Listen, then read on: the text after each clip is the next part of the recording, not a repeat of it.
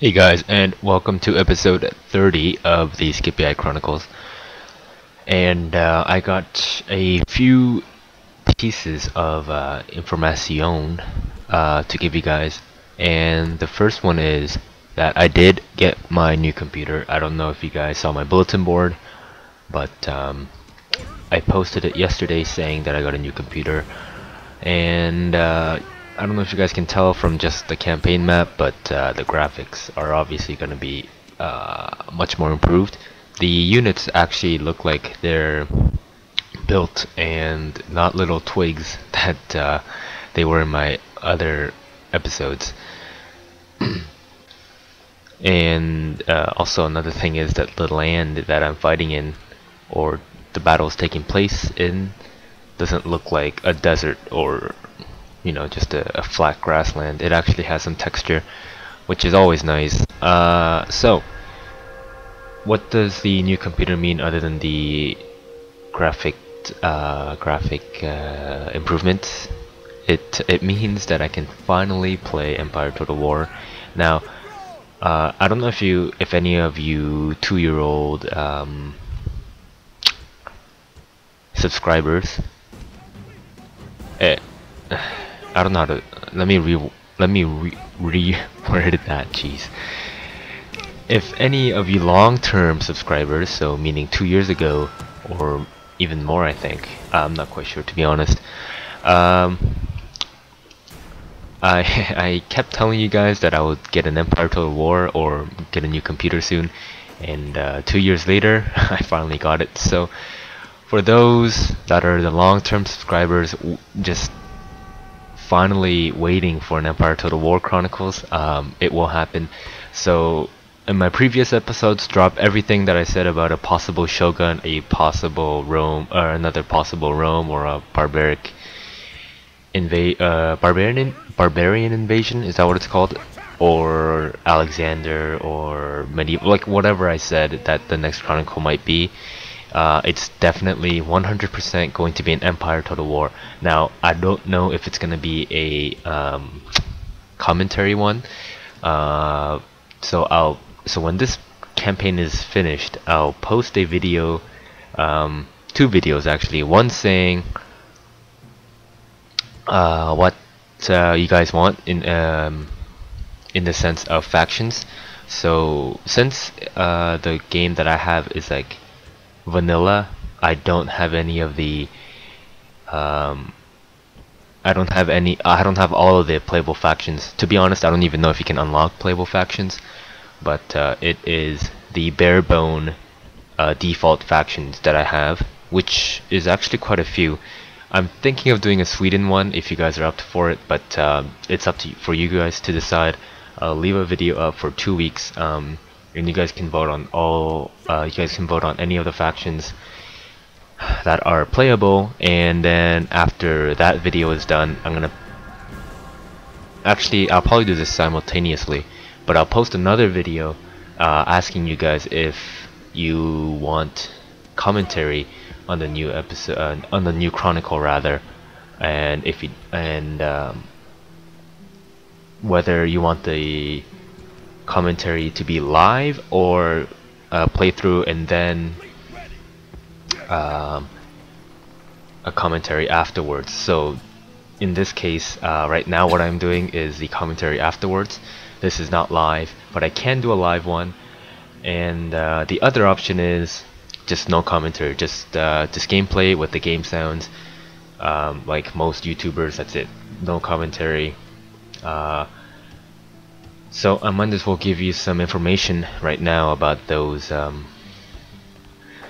options. So the live commentary is obviously gonna be live, and I don't know how exciting or boring it might be, but that does mean the videos pump out faster because I don't need to do a commentary after I play the game, which takes longer. So that's that. But the commentary may be a little more boring because I'll be completely clueless playing the game. So I'll be like, so I'm getting this thing and I don't really know what to do with it, type thing. As opposed to doing it afterwards, where I have a little bit more experience and I can tell you how to run the game more.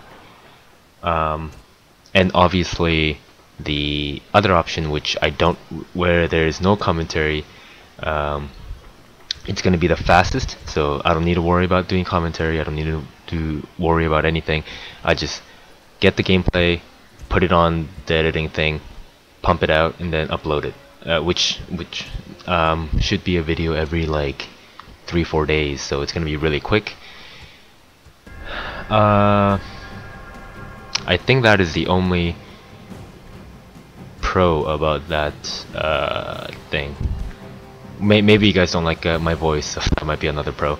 The cons, obviously, of the non-commentary is that I will not give you any advice or any in-depth analysis or anything. Not that, you know, I know Empire that well. So that's that. Anyways, I know at least one of you guys have been asking what my Steam account is, and I will give you that later. I don't know how to even run Steam, other than the fact that I downloaded the game off Steam, which was cheaper. And if you guys are interested in buying Empire Total War, it's only $37 with Napoleon and all the add-ons. I found that it was a really good deal. It's a shame that they don't have StarCraft 2 on that, because I would have downloaded it that way too. However, I do have one complaint, and that is that Empire Total War, downloading it was 16 gigs. Now that took forever to download, and that is going to use my bandwidth like crazy. So I don't know if you guys are aware, I only have a certain amount of basically what is it called, bytes? Yeah, gigabytes or something, that I can use per month. So uploading these takes about 1 gigabyte, and then, you know, you look through YouTube, you watch videos, you go to the internet, you Google stuff, Wikipedia, news, all that jazz takes up bandwidth too. Plus I'm sharing it with roommates, so I might not be able to post as many videos in the month of January, depending on what my limit is. If I reached it, no videos, nothing at all.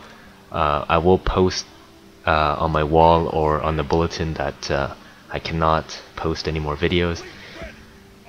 So hopefully I don't lose too many subscribers there, but 16 gigs for Empire and 22 for Napoleon. That means I only have I have less than half of what I can use, and it's only been about 2 weeks out of the 4. So I don't know how many uploads I can get, like I said.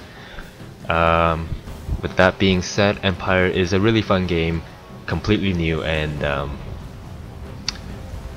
something different, and I like it quite a bit. The naval battles, I am not that big of a fan, because to be honest, I have no idea what I'm doing. Plus, I was never that big on getting in naval units anyways. As you guys see in Rome, I have like 2 navies with like 1 unit of attack ships. So it's basically land that I usually focus on. However, for land battles, like I said, completely different. You're really dependent on using bullets instead of, you know, archers or anything. So you don't really have an infantry and archer units. You just have infantry and cavalry and artillery, which I am not really familiar with either. So as for the campaign, it's completely different. It feels really weird to me, because there's like these there's your main base, which is like a settlement in this case, in all the Total Wars, and then there's like these farms or fur trades that you can build up on. So that's kind of like the merchant thing in medieval. So I have no idea what those are about, and apparently if you siege, you can like cripple financially quite a bit. Yeah, I need some time to get used to it. So my first Chronicle coming out with Empire will probably be medium. So if you guys are not that interested in watching a lower level campaign, feel free to go watch some other YouTuber. But I'm completely new, and I'm guessing you guys don't even want to watch me just get destroyed. And I definitely don't want to post a campaign where I'm just getting annihilated.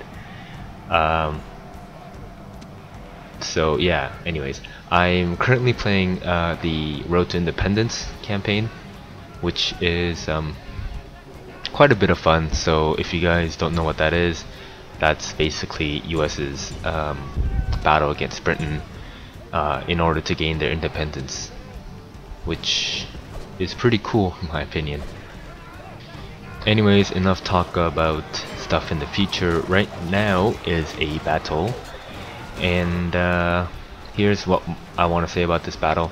Relatively easy because I have pretty strong infantry. Like all of these have a basic bronze armor and the bronze attack upgrade, but they have so much experience. So one of my units actually has a silver chevron, which is really strong in these games. They've been through a lot of battles, and my general is it looks like a silver chevron. I can't really tell. I'm pretty sure it's a silver chevron, so that guy's pretty tough too.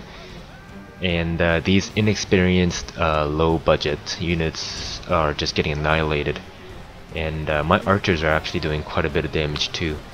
One thing I do want to say about how I can even improve more on this is obviously bringing more cavalry. With that, I can just run around the enemy, just do a hammer anvil, which you guys know is when the infantry are fighting, you bring your horsemen to the back and charge. But not only that, is I can take down the routing units so that they don't come back from the battle and that they don't cause more havoc. But other than that, I thought I played this pretty well. A little defensive, I must say, but I'm still, like, I only play this game like once every month or once every 2 months. It's rare that I play this game.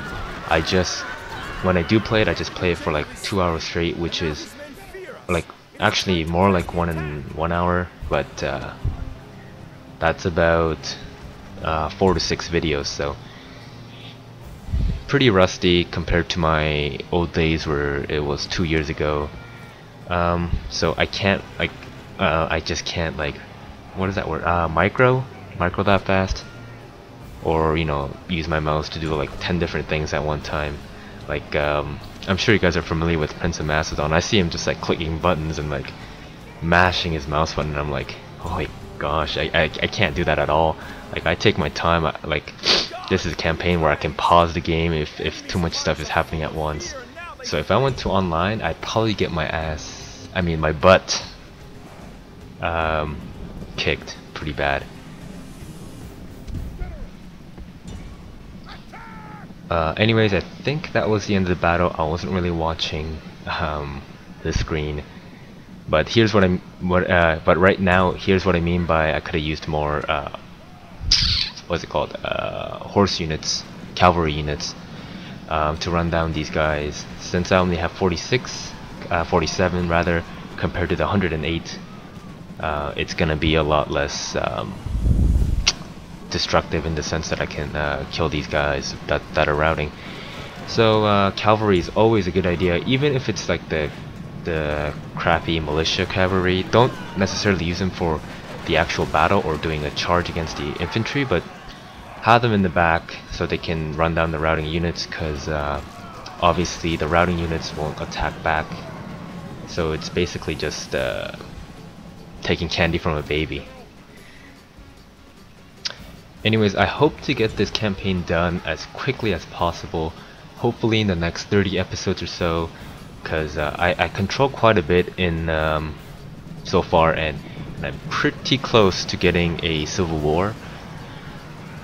So hopefully I can get this done quick, as I said, and start doing an Empire Total War campaign, because seriously, that game has been a game that I've been wanting to play ever since it came out, and I just couldn't. So it's pretty awesome right now. Anyways, here are the battle statistics. Yeah, it's a pretty one-sided battle. 24 of my men, I guess, my soldiers dead. Something like 1200 for the other opponent. So that's a one-sided fist fight for sure.